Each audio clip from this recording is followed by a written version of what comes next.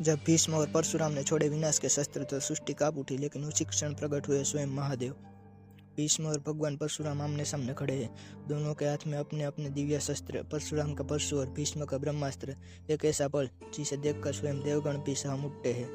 शस्त्र टकराने ही वाले थे कि माँ गंगा प्रकट होती है और महादेव से प्रार्थना करती है, प्रभु यदि यह दिव्य अस्त्र टकराए तो सृष्टि का विनाश निश्चित है।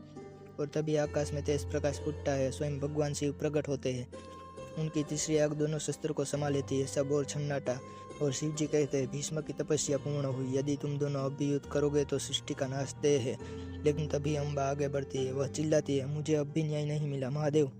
वह कहती है, मेरी मनोकामना है भीष्म की मृत्यु, मैं उनकी मृत्यु का कारण बनना चाहती हूँ। महादेव उत्तर देते हैं, प्रतिशोध को मैं आशीर्वाद नहीं दे सकता, पर यदि तुम कभी किसी महान कार्य के लिए भीष्म की मृत्यु की कामना करोगी तो तुम ही उनकी मृत्यु का कारण बनोगी। यह कहकर महादेव अदृश्य हो जाते हैं। अम्बा कहती है, तो मैं अब इस जन्म में नहीं जीना चाहती, लेकिन मैं लौटूंगी एक नए जन्म में, सिर्फ प्रतिशोध के लिए। भीष्म कहते हैं, जब वह समय आएगा मैं अपने शस्त्र तुम्हारे सामने समर्पित कर दूंगा। अम्बा कहती है, मुझे तुम्हारी उदारता नहीं चाहिए भीष्म, मैं तुम्हें क्षमा कभी नहीं करूंगी। और वह श्राप देती है, जिस सिंहासन के लिए तुमने मेरा जीवन नष्ट किया उसी सिंहासन के लिए तुम दिन रात संघर्ष करोगे। जब तुम वृद्ध हो थके होगे तभी मैं लौटूंगी तुम्हारी मृत्यु बनकर।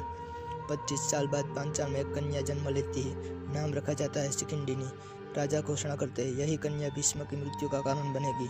दूसरी ओर गांधार में राजकुमारी गांधारी दिखाई जाती है, जो अंधेरे से बहुत डरती है। और फिर एक विशाल सेना गांधार की ओर बढ़ती है। राजा सुबल चिंतित हो उठते हैं। सेनापति कहते हैं, महाराज यह युद्ध भीषण होगा।